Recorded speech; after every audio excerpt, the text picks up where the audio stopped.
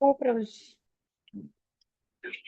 तर तुका म्हणे अभंग तुकारामाची संकलित अशी श्रृंखला सुरू आहे. त्यातलं 215व सत्र सादर करतोय आपण. तर उपस्थितांचं मी स्वागत करतो आणि त्यांच्याकडून आशीर्वादाची याचना करतो, जेणेकरून या अभंगावरती 4 शब्द सांगू शकेन. तसेच माझे दीक्षागुरु शिक्षागुरु यांच्या चरणी मी दंडवत प्रणाम करून अपेक्षा करतो आशीर्वादाची, की मला त्याने आशीर्वाद द्यावे, जेणेकरून मी या अभंगावरती बोलू शकेन. तर आजचा अभंग 209वा अभंग आहे हा. असा आहे. त्रैलोक्य पाळिता उबगला नाही, आमचे त्या काही असेल ओझे. त्रैलोक्य पाळिता उबगला नाही, आमचे त्या काही असेल ओझे.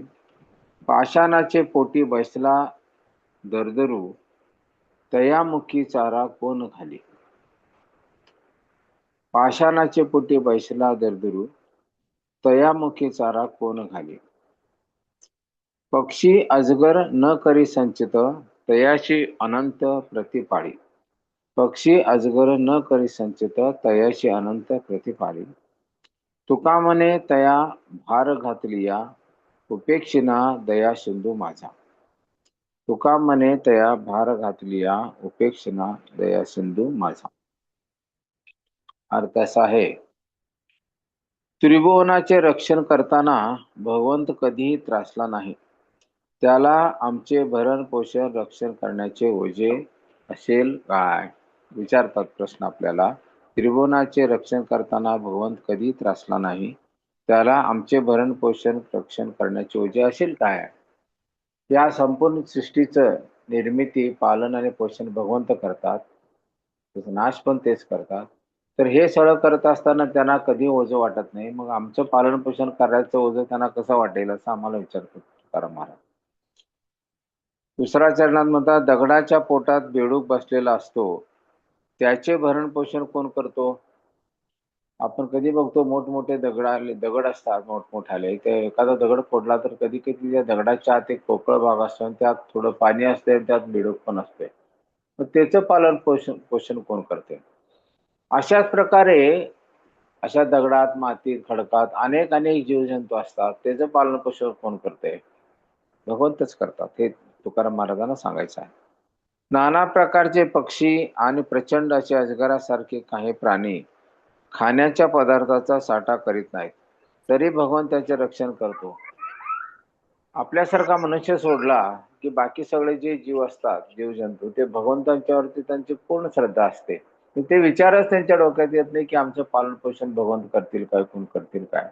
कारण आहार निद्रा भय मिळून या 4च गोष्टी या इतर जीवात्माला माहित असतात, मनुष्य प्राणी सोडून.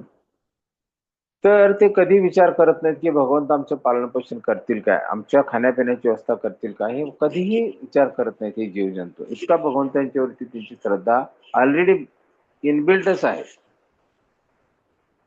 नंतर तुकोबाराय शेवटी म्हणतात की आपली निष्ठा आणि भार त्याच्यावर घातला असता, दयासागर असा जो पांडुरंग आहे तो आपली उपेक्षा करणार नाही. फक्त आपली श्रद्धा असली पाहिजे, भगवंत आमचं पालन पोषण करतील ह्याच्यावरती आपली श्रद्धा असली पाहिजे. आणि या संपूर्ण सृष्टीचं पालन तेच करतात, उत्पत्ती तेच करतात, नाश पण तेच करतात. त्या संपूर्ण सृष्टीच्या पालन पोषणाची जबाबदारी त्यांच्या असते, म्हणजे आमचे पालन पोषण पण ते करतीलच याची श्रद्धा आपल्यामध्ये असली पाहिजे. त्याचीच उणीव आहे म्हणून आपण दुःख बघतो. या दुःखात आपण का आलो? त्याच्यावरती श्रद्धा नाही म्हणून आपण आलो. तर ही श्रद्धा असली की आपल्याला जाणीव होते, म्हणजे श्रद्धा आहे म्हणूनच भगवंत पालन पोषण करतात असं नाही आहे, पण जाणीव होते आपल्याला की भगवंतच आपलं खरं पालन पोषण करणारे आहेत ते.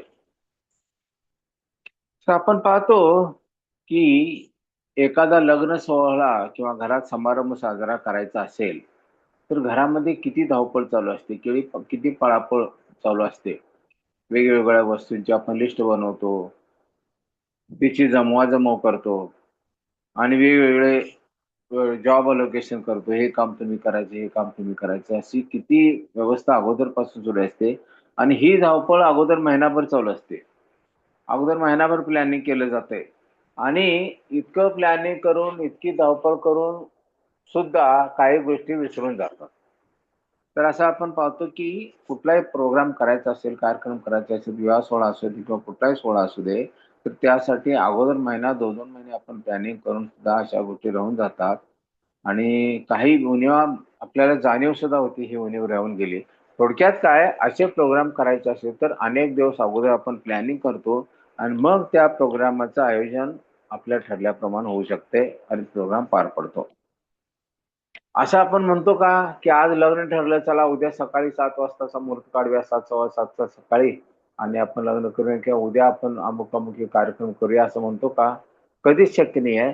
एक तर आपण त्याची व्यवस्था केली पाहिजे, नाहीतर एखादा कॉन्ट्रॅक्टरला ती व्यवस्था दिली पाहिजे. तरच त्याची व्यवस्था होऊ शकते. असं नाही आज आमच्या मनात लहर आली आणि आज सकाळी लहर आली, संध्याकाळी आपण प्रोग्राम करूया असं शक्यच होऊ शकत नाही.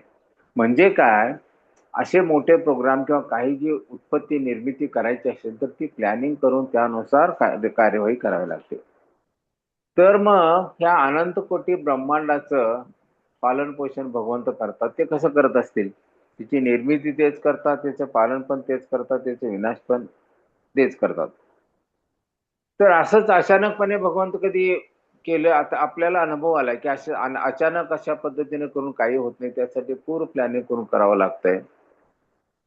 म्हणून भगवंत सुद्धा आपल्याला जरी प्लॅनिंग करायची बुद्धिमत्ता आहे, तर ही बुद्धिमत्ता दिली कोण? भगवंताने दिली. म्हणून भगवंत सुद्धा असं करत असणार याची 100% आपल्याला खात्री असली पाहिजे. आणि हे जे करता करविता भगवंत आहे, ते सुद्धा अगोदरपासून प्लॅनिंग करूनच हे करत असणार. आता ठीक आहे, हे करत असताना त्यांच्याकडे अनंत कोटी, अनंत अनंत शक्ती आहेत भगवंत आणि त्या शक्तीच्या द्वारे हे सगळं ते करून घेतात. त्या सृष्टीची निर्मिती, त्याचं पालन आणि विनाश जो आहे, ते भगवंताच्या ज्या अनंत शक्ती आहेत त्यांच्या मार्फत ते करून घेतात. आता काही शास्त्रज्ञ ते अतिबुद्धिमान आपल्याला समजतात.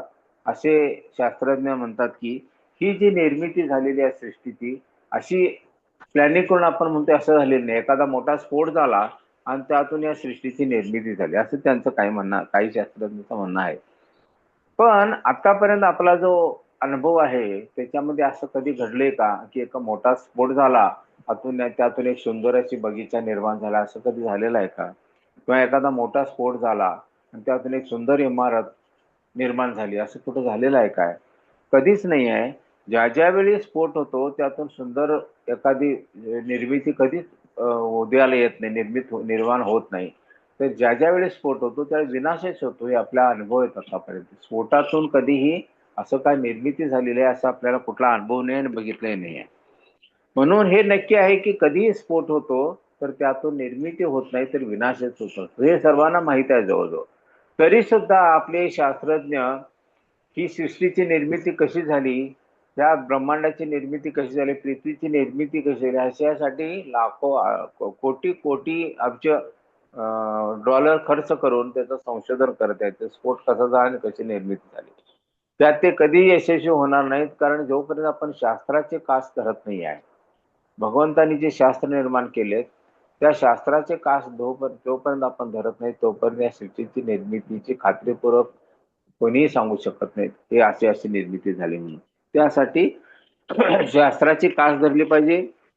भगवंतांनी जी शास्त्राची निर्मिती केली आहे, त्याद्वारे हे ज्यावेळी आपण प्राप्त करू ज्ञान, त्याच वेळी आपल्याला समजू शकेल याची निर्मिती कशी झाली आहे.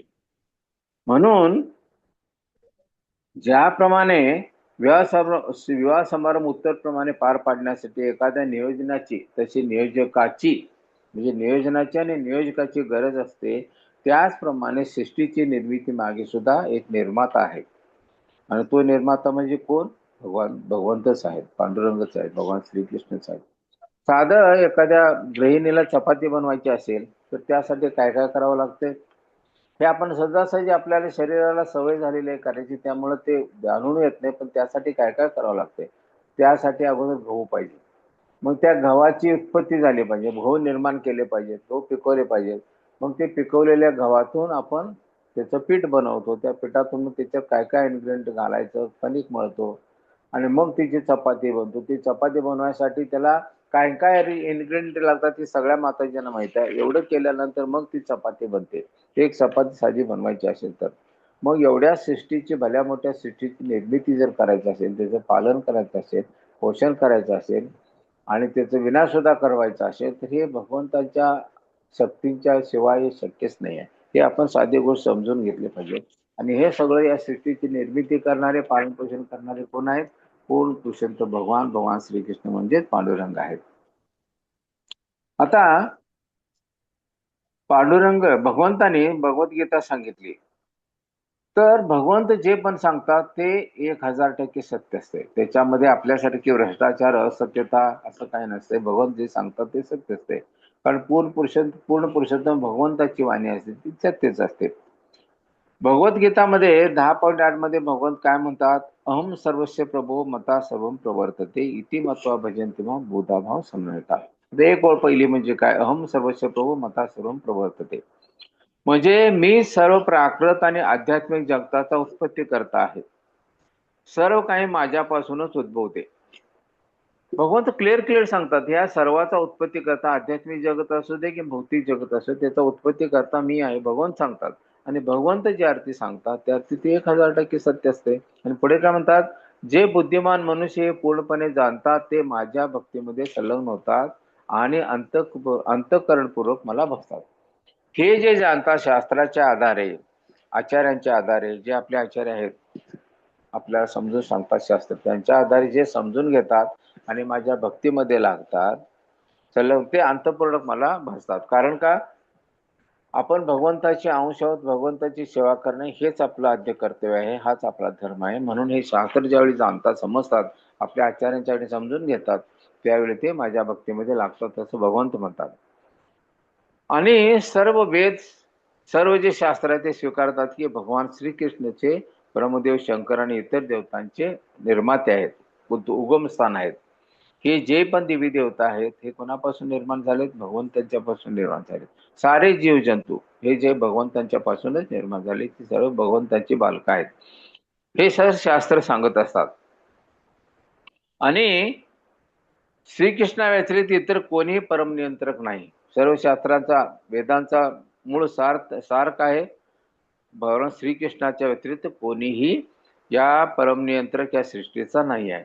व अशा प्रकारे या संपूर्ण ब्रह्मांडाचे पालन पोषण कोण? भगवंतच करतात. हे सर्व शास्त्रामध्ये उल्लेख आहे याचा. आपण अनेक वेळा आपण ऐकतो, करतो, पण आपल्याला हे सवय झालेली आहे की ह्या कानानं ऐकायचं, त्या कानानं सोडून द्यायचं, परत आपलं आहे ते करत राहायचं. म्हणजे जे आध्यात्मिक बाबीमध्ये रस घेत नाही त्यांच्याबद्दल मी सांगतोय. तुमच्यासारखे लोक, आपल्यासारखे लोक जे भगवंताची श्रद्धा ठेवतात, ते श्रद्धा ठेवलोय म्हणूनच आपल्याला हे लेक्चर ऐकावं, भगवंताच्याबद्दल ऐकावं असं म्हणतात. आणि भगवंत सुद्धा आपल्याकडे झुकतं माप, कृपेची जी त्यांची प्रवृत्ती असते ते आपल्याकडे थोडं झुकतं माप असतं. काय असतंय, एखाद्या आईवडिलांना 3 मुलं असतात. एखादा मुलगा आईवडील सांगेल तेवढंच करतो. एखादा मुलगा आई-वडील सांगतील ते करतच नाही. आणि एखादा मुलगा आई-वडील न सांगता सुद्धा आई-वडिलांना काय पाहिजे ते करत असतो. म्हणून असा जो न सांगता सुद्धा करणारा जो मुलगा असतो ते त्यांच्याकडे जरा झुकतं माप असतं आई-वडिलांचं. कधी पण तिन्ही मुलं सारखीच असणार आई-वडिलांना, तरी पण जरा झुकतं माप असतं ते अशी जे आपल्या आई-वडिलांच्या आज्ञेचं पालन करणारे जो असतोय त्याच्याकडे झुकतं माप असते. त्याप्रमाणे भगवंत सुद्धा जे त्यांच्या भक्तीमध्ये लीन असतात त्यांच्याकडे त्यांचं जास्त जरा कृपा देण्याची इच्छा असते. आता ह्या सृष्टीमध्ये जेवढे जीवजंतू आहेत, मनुष्य प्राणी आहेत, ते सर्व त्या सर्वांचंच पालन पोषण भगवंत करत असतात. असं म्हणतात काय, तुम्ही माझी भक्ती करत नाही, मी तुमचं पालन पोषण करणार नाही, असं कधीच नाही आहे.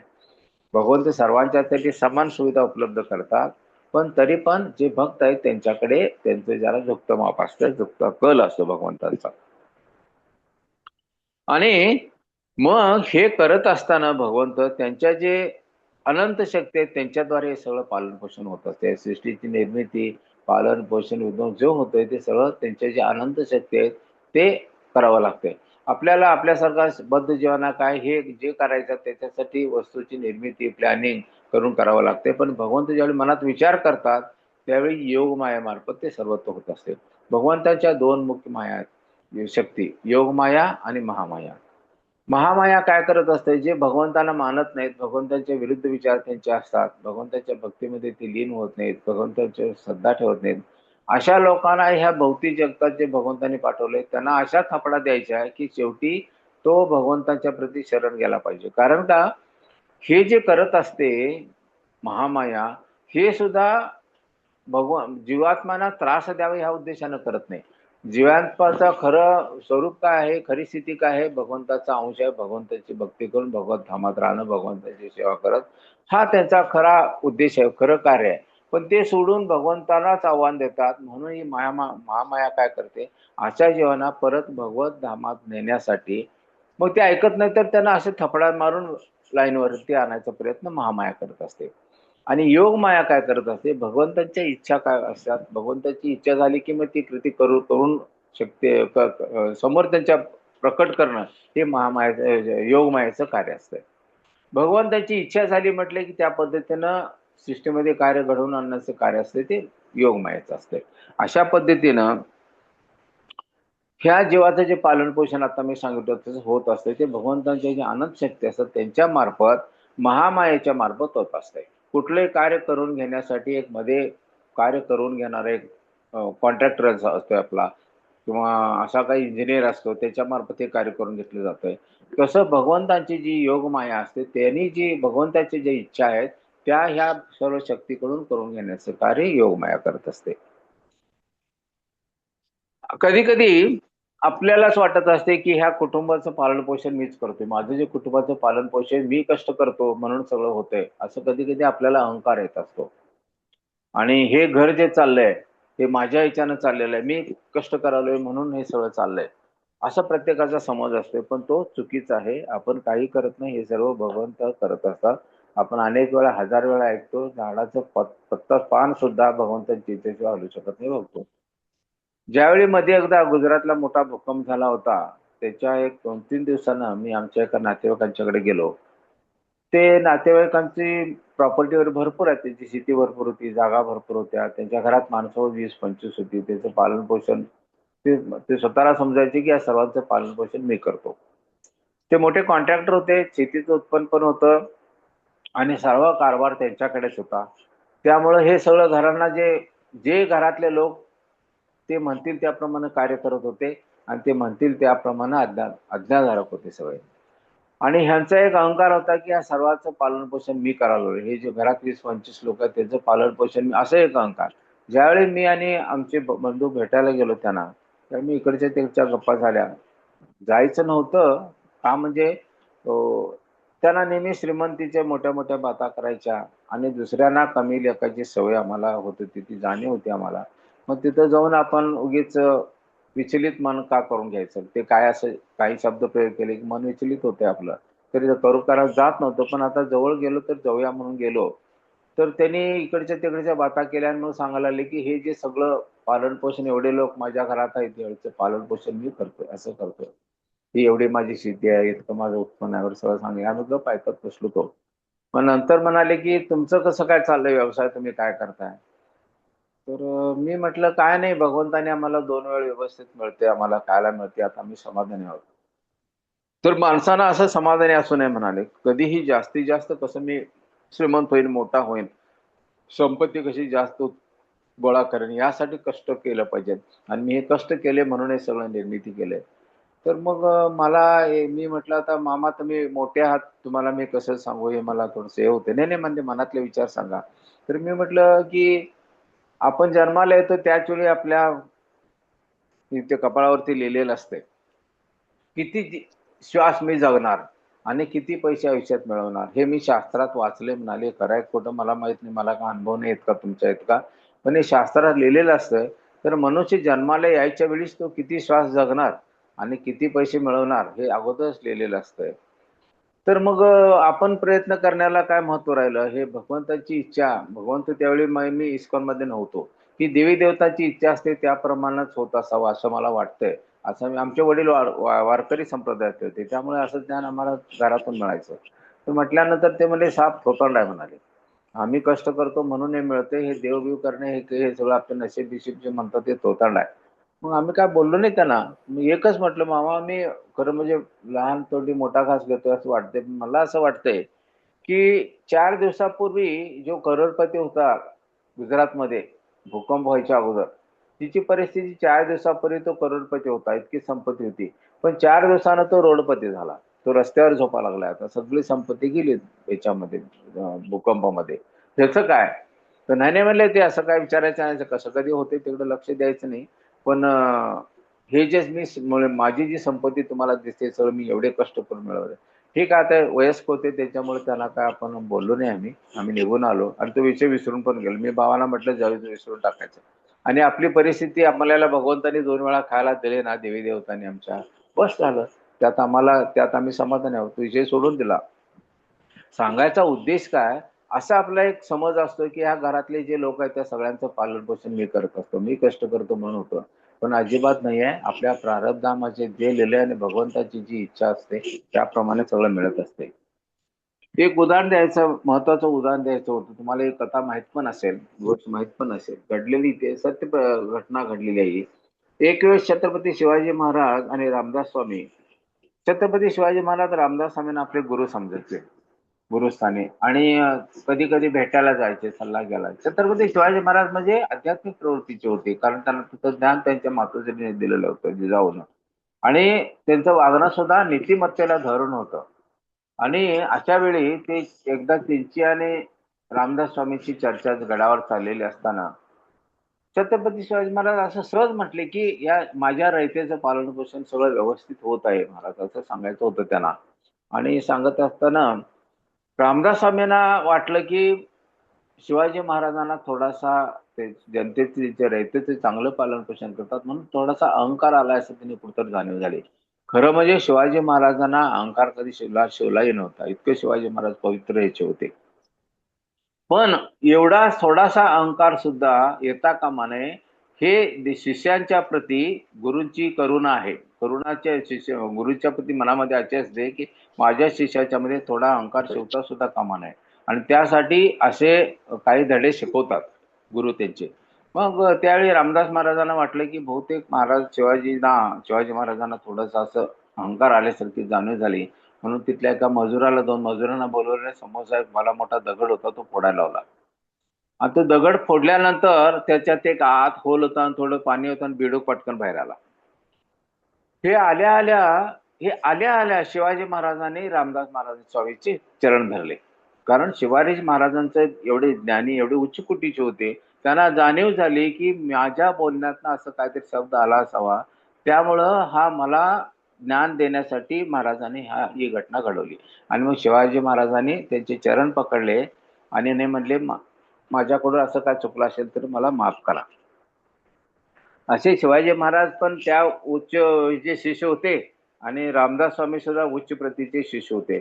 त्यामुळे शिष्य पण तेवढ्या उच्च कोटीचा होता आणि त्याच्यापेक्षा उच्च कोटीचे रामदास स्वामी महाराज होते.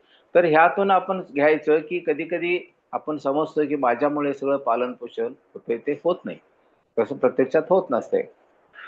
एकदा शिवाजी महाराज यांच्याकडे रामदास स्वामी गेले.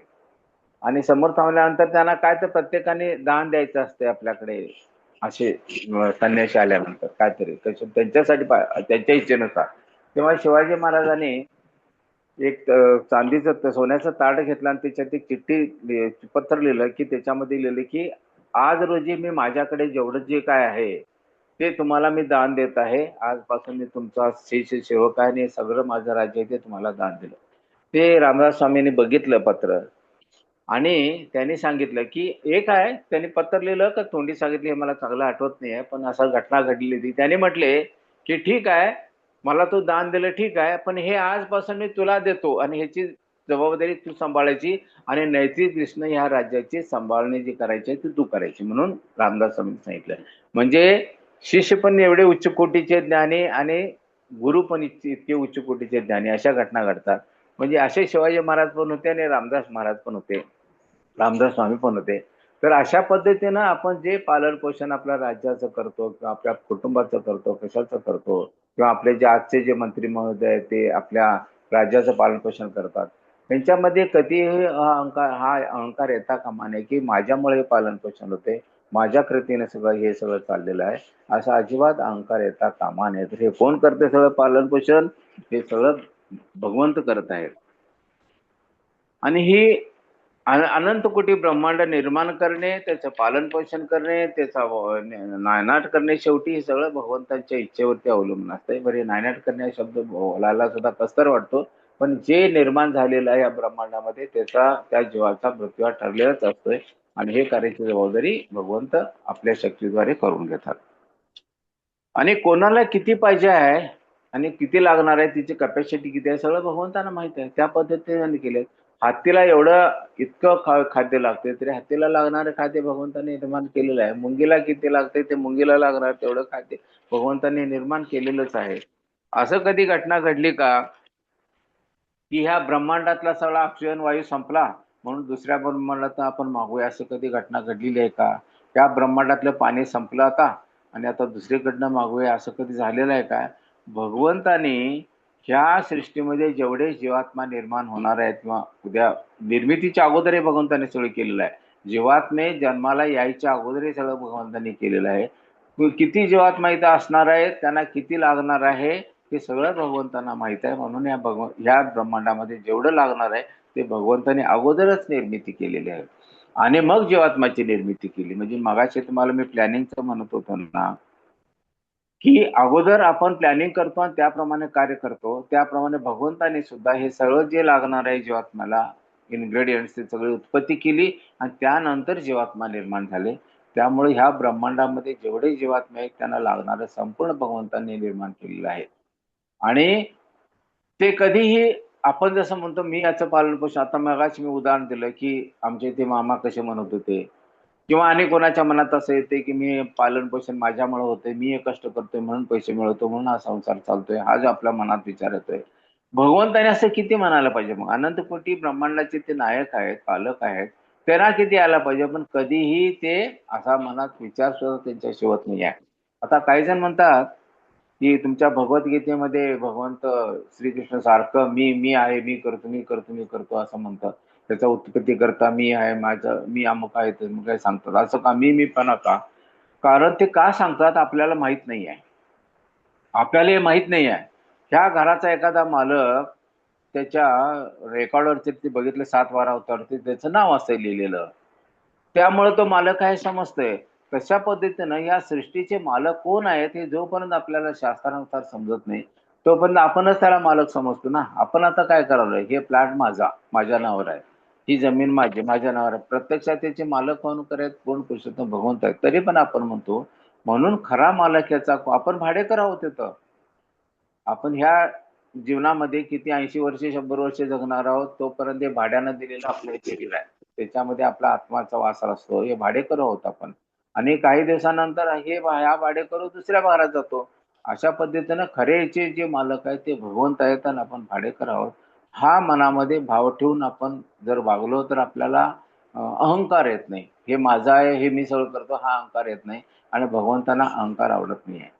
ज्यावेळी बली महाराज आपलं सर्वस्व अर्पण केलं. बली महाराजांनी गुरु शुक्राचार्य सांगत होते, तुम्ही हे जे भगवंत आलेले आहेत बटूचं वेश घेऊन त्याला तू काय देऊ नको, हे तुझं सगळं काढून घेणार. पण बली महाराज काय म्हणाले, गुरूंचं सुद्धा ऐकलं नाही. भगवंत माझ्याकडे आलेत ना, मग हे त्यांचंच आहे सगळं, मी त्यांना देण्यासाठी काय विचार करू? म्हणून सर्वस्व अर्पण केलं आणि सर्वस्व अर्पण केल्यानंतर सुद्धा भगवंताने त्याच्या डोक्यावरती तीन जमीन 3 पद माझी पाय मी ठेवून 3 चरण आहेत की जमीन मला दे. मग तिसरा चरण कुठं ठेवायचं? पहिल्या ह्याच्यात खाली भूभाग गेला, वरच्या ह्याच्यात आकाश सगळं गेलं आणि तिसऱ्या ह्याच्यात कुठं ठेवायचं? तर माझ्या डोक्यावर ठेवा म्हटले ते. कोण? बली महाराज. आणि भगवंतांनी त्याच्याकडनं सगळं काढून घेतलं आणि परत नागपाशानं बांधलं. तर सगळ्यांना काय वाटतंय, असं का भगवंत केले? त्यांनी सगळं तुम्हाला दिलं तरी सुद्धा असं नागपाशानं का बांधलं? कारण बली महाराजांच्या डोक्यात कुठंतरी विचारात असं होता की मी ह्या तिन्ही भुवनाचा राजा आहे, हे कुठंतरी होतं. आणि भगवंतांना शुद्ध भक्ताच्या मध्ये असा अहंकार आलेला अजिबात आवडत नाही. म्हणून भगवंतांनी त्याच्याकडून काढून घेतलं. पण त्यांना सुतलात पाठवल्यानंतर हे सुतलामध्ये स्वर्गापेक्षा सुविधा जास्त आहेत. अशा सुतलामध्ये बली महाराजांना पाठवलं आणि त्याचे द्वारपाल बनले भगवंत. म्हणजे भगवंत नुसता अन्याय करतात असं नाही, भगवंतासारखा करुणा असणारा कुठली व्यक्ती या ब्रह्मांडामध्ये नाहीच आहे. अनंत कोटी ब्रह्मांडात इतके करुणा हृदय असणारे भगवंत आहेत.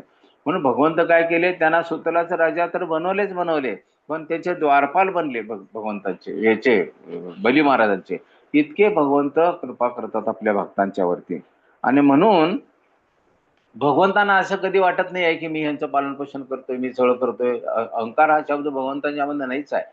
म्हणून आपण भगवंतांचे शिष्य अंश आहोत, भगवंतांचे आपण दास आहोत. भगवंत जे करतात ते आपल्यासाठी कल्याणकारक आहे अशी श्रद्धा आपली भगवंतांच्यावरती दृढ असली पाहिजे. हे जे होते ते भगवंतांच्या कृपेनं होतंय अशी आपली श्रद्धा दृढ असली पाहिजे आणि अशा दिशेनं आपलं भगवंताच्या भक्तीमध्ये आपण भक्ती करून भगवंताचं प्रेम प्राप्त करायचा प्रयत्न केला पाहिजे. आता आपण अनेक वेळा सांगतो हे आम्ही भगवंताचे अंश आहोत अंश आहोत आणि ह्यातला महत्वपूर्ण श्लोक कुठला भगवद्गीतेतला 15.7 ममे अंशे जीव लोके जीवभूत सनातन मन षष्ठानी इंद्रियानी प्रकृती स्थानी कर्षित. याचा अर्थ काय आहे? जगातील जीव हे माझे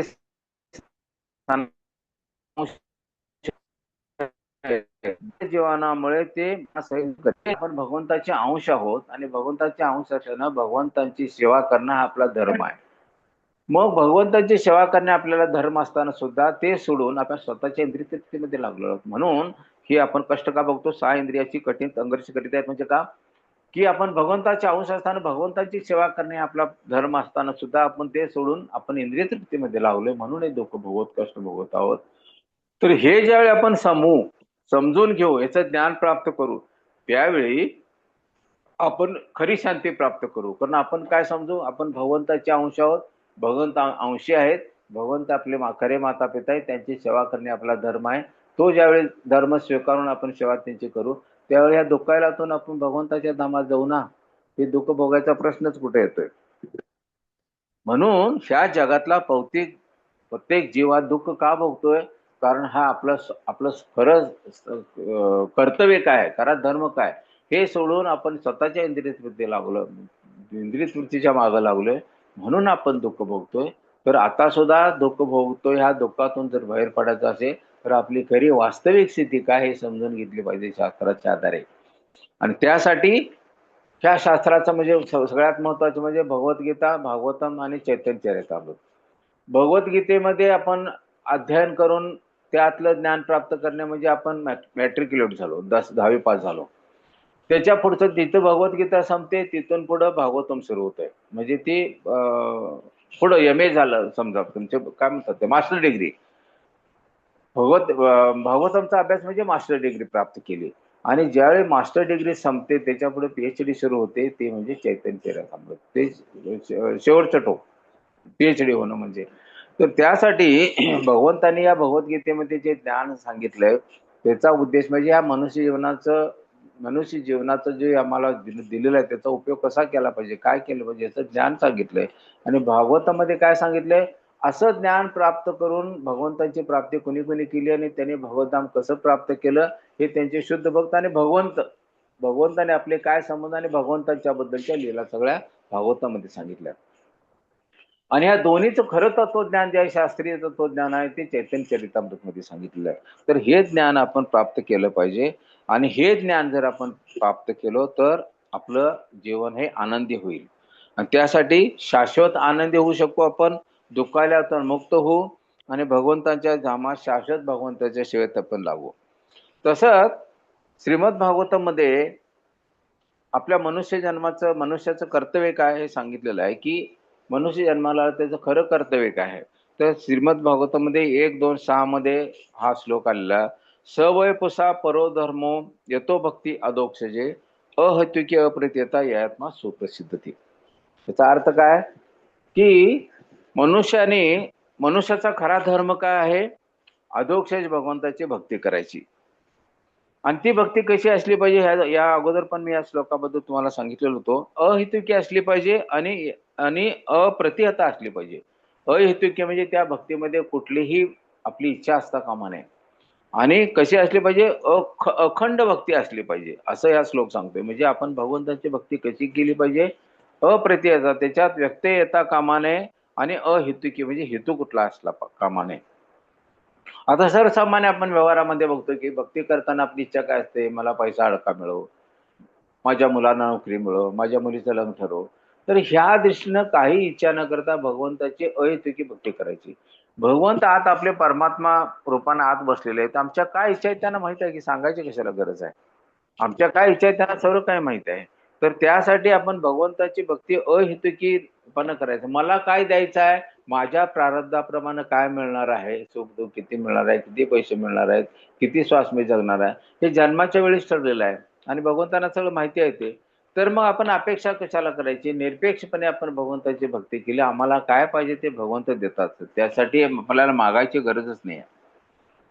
आणि सगळ्यात महत्वाचं म्हणजे हे करत असताना आपला आता मी मगाशी हजार वेळा सांगतोय की अंश अशाने अंशीचा सेवा करण्या भगवंताचा धर्म आहे. हे सोडून आपण इंद्रिय तृप्ती करायला लागलोय. म्हणून हा बद्ध का आपण झालो, या बद्ध स्थितीत का आलो? कारण आपण आपला धर्म सोडून परधर्म स्वीकारला, आपली इंद्रिय तृप्तीचा धर्म स्वीकारला, म्हणून हे दुःख भोगतोय. म्हणून ह्यातनं बाहेर पडायसाठीच भगवंताची भक्ती करा म्हणून भगवंत म्हणतात. आणि भगवंत असं नाही आहेत, हम करे सो कायदा नाही आहे भगवंताचा, हुकुमशाही नाही आहे. मी भगवंत आहे, माझी सेवा करा असं कधी म्हणतात का? तुला करायची असेल तर कर, जेव्हा मला ते स्वातंत्र्य दिले. तुला माझी भक्ती केलास तर या दुःखाल्यातून माझ्या धामाला येशील आणि शाश्वत आनंद प्राप्त करशील. नाही ते 84 लक्षात येऊन फिरायला तुला आनंद वाटत असेल त्यात फिर. भगवंत स्वातंत्र्य दिले.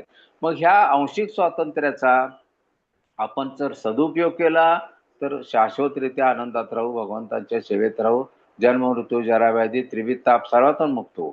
हा सदुपयोग केला तर. दुरुपयोग केला तर नरकात यातना भू आणि अनेक 84 लक्ष योनीतून फिरत राहू. किती आपल्याला थपडा मायाच्या मिळतं ते खात राहू. आता जीवाला त्यांनी स्वातंत्र्य आपण ठरवायचं आहे, वरती जायचं का इकडे खाली जायचं. असं भगवंत कृपाळू आहेत म्हणून स्वातंत्र्य दिले. ते जर हुकुमशासारखं वागले असते तर हा भगवंताचे माझं नामस्मरण करत नाही, ह्याला मी पाणी देणार नाही, त्याला मी अन्न देणार नाही असं म्हटले असते. पण भगवंत सुहृद आहेत, प्रत्येक जीवाची ते काळजी घेतात.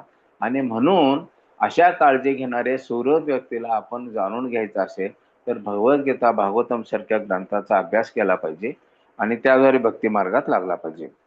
आता पुढं भगवंत आणि हे सर्व साधू संत सांगतात आपल्याला. हे जे अनेक अनेक ग्रंथ साधू संत आपल्याला कशासाठी भगवंताने पाठवलंय याचं ज्ञान देऊन आपण भगवतधामात परत या दुःखातून जायसाठी यांना पाठवून दिलेले आहेत. आता भगवद्गीतेतला 9.22 श्लोक काय सांगतो?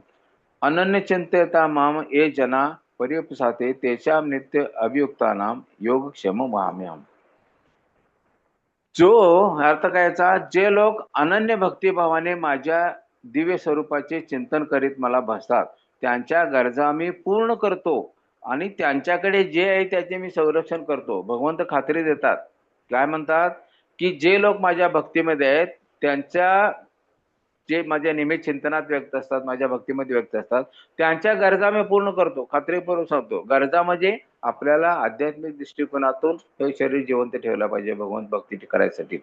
त्यासाठी अत्यावश्यक गरजा आहेत ते करतात. कोणी जर म्हणत असेल की नाही आता मी साध्या 1 BHK फ्लॅटमध्ये राहतो आणि मला एक 10,000 स्क्वेअर फुटाची जागा मिळू दे, 5,000 स्क्वेअर फुटाचा बंगला मिळू दे, असलं भगवंत देत नाहीत. कारण पैसे दिले की हा जीवात्मा काय करतो हे आता आपण भोगा लागलोय. आपल्याकडे भक्तीचा स्टॉक असला पाहिजे जो आपल्याला भगवतधामात नेण्यासाठी उपयोग पडतो. हे इथलं जे धन संपत्ती आहे त्याचा काही एक उपयोग होत नाही. म्हणून भगवंत काय म्हणतात, त्यांच्या गरजा मी पूर्ण करतो आणि त्यांच्याकडे जे आहे त्याचे मी रक्षण करतो. हे भगवंत सांगतात म्हणजे 100% खात्री आहे. म्हणून भक्तियुगाद्वारे मनुष्याला कृष्ण भावनेची प्राप्ती होण्याकरिता भगवंत भक्ताला सहाय्य करीत असतात. जर ह्या जीवात्म्याला भगवंताच्या भक्तीमध्ये न्यायचं असते तर भगवंत सहाय्य करत असतात. जेव्हा जेव्हा ज्या ज्या अडचणी येतील भक्तीमध्ये त्यातून भगवंत मार्ग काढतात.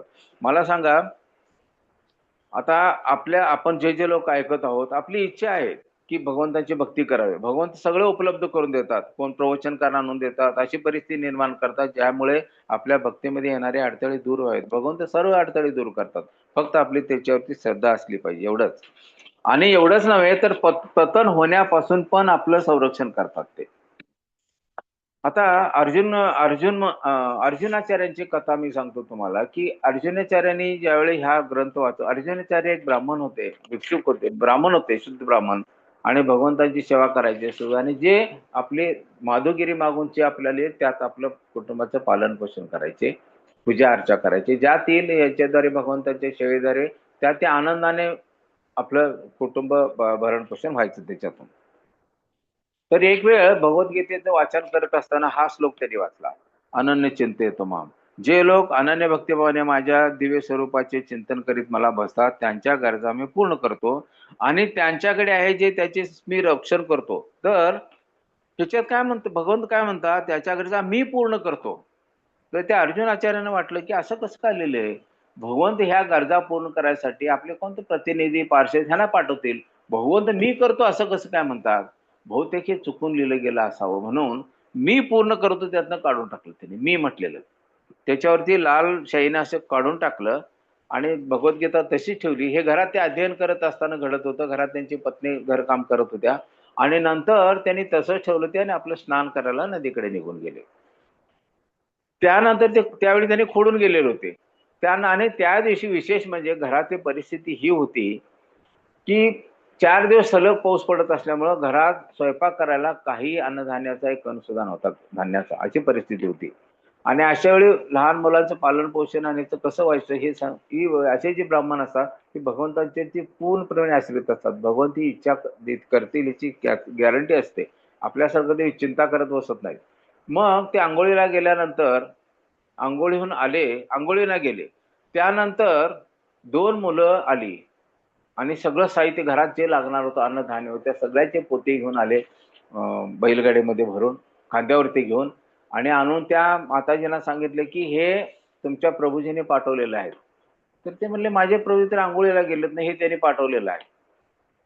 आणि ते सगळं धान्य काय जे आणलेलं होतं ते सामुग्री सगळी ठेवली तिथं आणि म्हणले तुमचे प्रभूजी जे आहेत ते थोडं क्रोधित झाल्यामुळं आम्हाला आमच्यावर जरा क्रोध त्यांनी व्यक्त केला. त्यामुळं त्यांनी त्या माताजी काय म्हणाल्या थोडं थांबा तुम्हाला इथं प्रसाद बरं होते प्रसाद घेऊन जावा. नको नको म्हणाले आम्ही जातो. तुमचे प्रभूजी क्रोधित होऊन आम्हाला असं असं वार केलेत आमच्यावरती म्हणून दाखवलं तर पाठीवरती त्यांच्या वळ उठलेले होते. लालसर असे वळ उठलेले होते मार लागल्यानंतर ते दाखवल्याने निघून गेले. तर त्या माताजींना पण वाटलं असं कसं शक्य झालं. माझे तर प्रभूजी असं करू शकत नाही. त्याने असं कसं काय केले. माझे पती असं करणार नाहीत अशी शंका होती. तोपर्यंत ते अंघोळ करून स्नानावून परत आले तर घरात सगळे पोते पडले सगळं धान्याचे साहित्य सगळं पडले सामग्री सगळे पडले. तर हे कोणी दिलं. तर त्या म्हणाल्या तुम्हीच पाठवलंय की. मी पाठवलं तर होय म्हणाले. आणि आणि हे 2 मुलं आली होती आणि त्या 2 मुलाचं वर्णन सांगितलं. एक सावळा मुलगा होता आणि एक गोरा मुलगा होता. त्यांनी काय काय परिधान केलेलं होतं ते सगळं सांगितलं. त्यांनी वस्त्र जे परिधान केले होते त्यांनी दिलं. आणि तुम्ही इतके कसे काय कठोर झाला हो. त्या मुलाला तुम्ही मारला का. त्या एकाच्या मुलाच्यावरती पाठीवर असे तुमचे वळ उठलेले होते. हे म्हटल्यानंतर त्या अर्जुनेश्वरने आपल्या पत्नीचे पाय पकडले. कारण काय तू इतकी भाग्यवान आहे की साक्षात भगवंत तुला दर्शन केलं. पण माझी ती एवढे दिवस अभ्यास करून सुद्धा गीतेचं एवढं अध्ययन करून सुद्धा भक्ती करून सुद्धा माझी पात्रता तेवढी तुझी पात्रता आहे म्हणून त्याचे तिने पाय धरले. आणि ते दुसरे तिसरे करून पूर्ण पुरुषोत्तम भगवंत होते म्हणाले. ते बलराम आणि श्रीकृष्ण होते. म्हणून त्यावेळी त्यांनी जे भगवद्गीतेचं जे खोडलेलं होतं ते त्या भगवंतांनी दाखवलं की माझ्या पाठीवर वळ उठलेत. म्हणून भगवंतांनी जी वाणी आहे त्याच्यात कधीही अशी शंका काढू नये. हे उदाहरण आता अर्जुनेश्वर सारख्या इतक्या उच्च कोटीच्या आचार्याकडून अशी चुका होईल काय. पण हे आपल्यासारख्यांना हे ज्ञान द्यायसाठी लेखी बोलणे काय ते लेखी बोले सुने लागे. म्हणून हे अशा उदाहरण आपल्याला दिलेले शास्त्राद्वारे भगवंतांनी जे लिहिलेलं आहे भगवंतांनी जे आपल्यासाठी ते शास्त्र दिलेले आहेत त्याच्यावरती कधी शंका काढू नये. आणि भगवंत जे सांगतात ते सत्य सांगतात. आणि भगवंतांनी त्यांनी जी ओळख खोडलेली होती की त्यांच्या गरजा मी पूर्ण करतो. ते भगवंतांनी दाखवून दिले की त्यांच्या गरजा मी पूर्ण करतो. आणि मग त्यांनी भगवंतांच्या चरणी इतकी माफी मागितली स्वतःच इतकं त्यांना वाईट वाटलं मी काय कृती केली ती. आणि अशा प्रकारे भगवंत त्यांनी उदाहरण दाखवून दिलं की भगवंत कसे सुहृद आहेत. प्रत्येक जीवाचं पालन पोषण कसं करतात.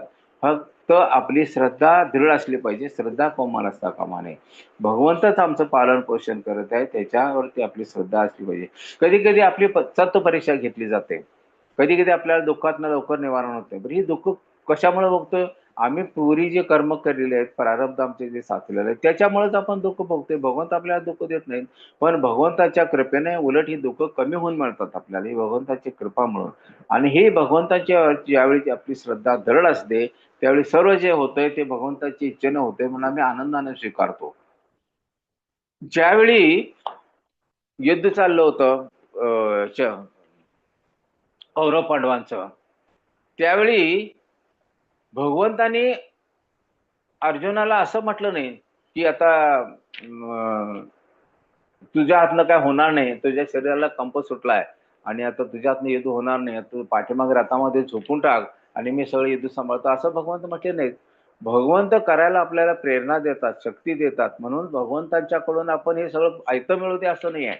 भगवंतांच्याकडे आपण काय मागायचं असतंय, मला शक्ती द्या, प्रेरणा द्या, जेणेकरून ही तुमचा जो आदेश आहे त्याचं मी पालन करण्यासाठी कष्ट करेन, यासाठी शक्ती मागायची आणि ती भगवंत देतात. म्हणून आपण भगवंताच्याकडे ऐकतं मिळवून कधी अपेक्षा करायची नाही. अर्जुनाला असं भगवंत म्हटले नाहीत की झोपून टाकतो मागच्या बाजूला, मी सगळं युद्ध सांभाळतो, अजिबात नाही. तू युद्ध कर म्हणाले भगवंत.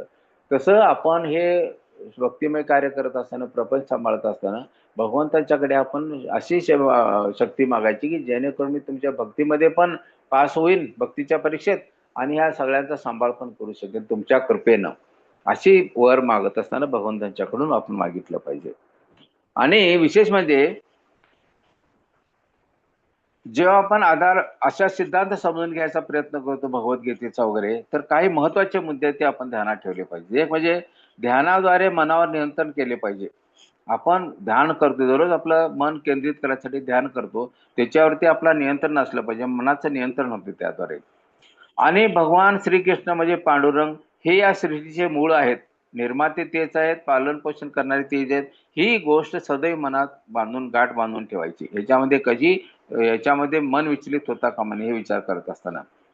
आणि दोन गोष्टी आपण आपल्या आयुष्यामध्ये दोन गोष्टी महत्वाच्या आपण दररोजच्या दैनंदिन जीवनात ठेवायच्या की दोन गोष्टी कुठल्या, एक म्हणजे भगवंताचं सदैव स्मरण झालं पाहिजे, आणि दुसरी गोष्ट म्हणजे भगवंताचं विस्मरण कधी होता कामा नये. सदैव भगवंताचं स्मरण झालं पाहिजे, भगवंताचं विस्मरण कधी होता कामा नये. पाण्याचा ग्लास पितो त्यावेळी हे पाणी मला भगवंताच्या कृपेने मिळायला लागले, शांगात शेरड घालताना सुद्धा हे भगवंताच्या कृपेने मिळायला लागले, पहिला घास घालताना सुद्धा भगवंताच्या कृपेने मिळाला पाहिजे. हा भाव आपल्यात असला पाहिजे. हा इतका सोपा नाही करायला, पण करायचा प्रयत्न केला तर तो येईल भाव आपल्यामध्ये, आणि त्यासाठी भगवंत पण मदत करतील.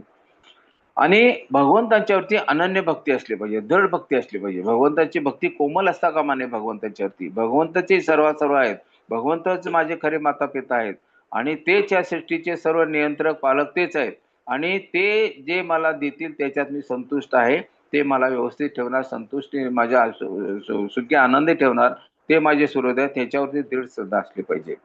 आणि भगवंताची अनन्य भक्ती असली पाहिजे. म्हणजे कधी कधी आपण शेतामध्ये बोरिंग काढतो, तिथे एक 25 फूट काढायला लागलो, 25-30 फूट आले, पाणी लागेना झालंय की थोडं, पण दुसरीकडे एक 25 फूट काढूया, तिकडे एक 50 फूट काढूया, असं आपण करून केलं तर पाणी लागणारच नाही. एका ठिकाणी मी 200-300 फूट काढलं तर पाणी लागेल का नाही, तसं आपल्याला भगवंतांच्यावरती पूर्ण श्रद्धा असली पाहिजे. ह्याच्यातच माझं पूर्ण लक्ष घालेन, ह्याच्यावरती माझं मन नियंत्रण करेन, आणि ह्यांचीच मी भक्ती करेन, ह्याच्यावरती विश्वास असला पाहिजे. कोण तुम्हाला अनेक जण आपले नातेवाईक येऊन सांगतील, कोण सांगतील पण मी इथं गेलो होतो, ह्या बुवाने मला असं असं वरदान दिलं, माझा असा फायदा झाला, कुणाकडे विश्वास ठेवणे नाही. ह्याच्यावरती हेच आता मी 1000 वेळा सांगितले, निर्मिती करणारे, पालन पोषण करणारे आणि देणारे तेच आहेत. दुसरे कोण देत नाही त्या जगामध्ये, देणारे भगवंतच आहेत. देवी देवतांची पूजा अर्चा करून, त्याची उपासना करून जे मिळते ते सुद्धा भगवंतच देत असतात. देवी देवतांना द्यायचा अधिकारच नाही, भगवंत देतात म्हणून देवी देवता आपल्याला देत असतात. ही गोष्ट मनात ठेवली पाहिजे, आणि ही श्रद्धा दृढ असली पाहिजे आपली. आणि सृष्टीच्या कणाकणात भगवंत आहेत, हे ध्यानात ठेवायचं. प्रत्येक ह्या सृष्टीचे कणकण जे आहेत त्या प्रत्येक कणामध्ये भगवंत आहेत, हा भाव आपला असला पाहिजे. आणि हा भावच आपल्याला एक आधार देतो. माझं पालन पोषण करणारं भगवंत आहेत, मी कशाला घाबरू. ज्यावेळी लहान मूल असतंय, ते लहान मूल कधी आई वडिलांना विचारतंय काय, हो मला आज जेवण मिळेल काय, मला दूध प्यायला मिळेल काय, कधी मुलगा विचारतंय? गॅरंटी त्याला जेवायला आणि खायला देणार आई वडिलांची गॅरंटी असते त्याला. कधी आई वडिलांना तर विचारतोय काय, मला जेवायला देशील काय आज, आज मला अमुक देशील काय, कारण त्याला खात्री असते आई वडील देणार. असं भगवंतांच्यावरती आपली विश्वास असला पाहिजे आणि खात्री असली पाहिजे. आणि ह्या ज्यावेळी आपण निर्माण करायचा प्रयत्न करू, त्यावेळी भगवंत आपल्याला यश पण देतील, आणि खरा आनंद आपण त्यावेळी आपल्याला मिळेल. म्हणून, आणि ह्या सगळ्या ज्या गोष्टी आता मी सांगितल्या पाच, ह्या भगवंतांच्या निकट नेण्यासाठी, भगवंतांच्या जवळ आपल्याला नेण्यासाठी या गोष्टी आपल्याला उपयोगी आहेत, आणि त्यासाठी याचं पालन पोषण केलंच पाहिजे. हरे कृष्णा. मला जी वेळ दिलेली होती त्याच्यापेक्षा 5 मिनिटे जास्त झालेले आहेत, माफ करा. कोणाच्या काय शंका असतील तर आपण विचारू शकता. हरे कृष्ण प्रभूजी, खूप खूप धन्यवाद प्रभूजी. कोणाला काही प्रश्न हरे आहे का? कृष्णा माताजी. कोणाला काही प्रश्न असेल तर तुम्ही अनम्यूट करून विचारू शकता. काही शेअर करायचं, काही विचारायचं असेल तर. हा, काय माझं चुकलं असेल तरी माफ करा बोलत असताना. तुमच्यासारखाच मी एक सर्वसामान्य माणूस आहे. माझ्याकडून चुका होण्याची अपेक्षा असते. तरी काही चुका झाल्या असतील तरी मला माफ करा.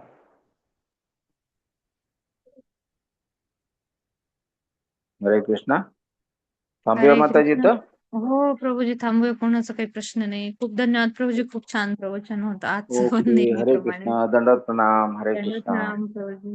हरे दंडवत कृष्णा. प्रणाम सर्वांना. वाञ्छकल्पतरुभ्यश्च कृपा पाच सिंधुभ्येव संतु च देवच्च पतितानां पतितानां पावनेभ्यो वैष्णवेभ्यो पावनेभ्यो वैष्णव अनंत कोटी नमो वैष्णव वृंद की जय. हरे कृष्ण. जय भेटूया परत. मला तुम्ही ज्यावेळी संधी हरे द्याल कृष्ण. त्यावेळी भेटूया. हरे हरे हरे कृष्ण. हरे कृष्ण. कृष्ण. दंडवत हरे कृष्णा, दंडवत प्रणाम प्रभु जी.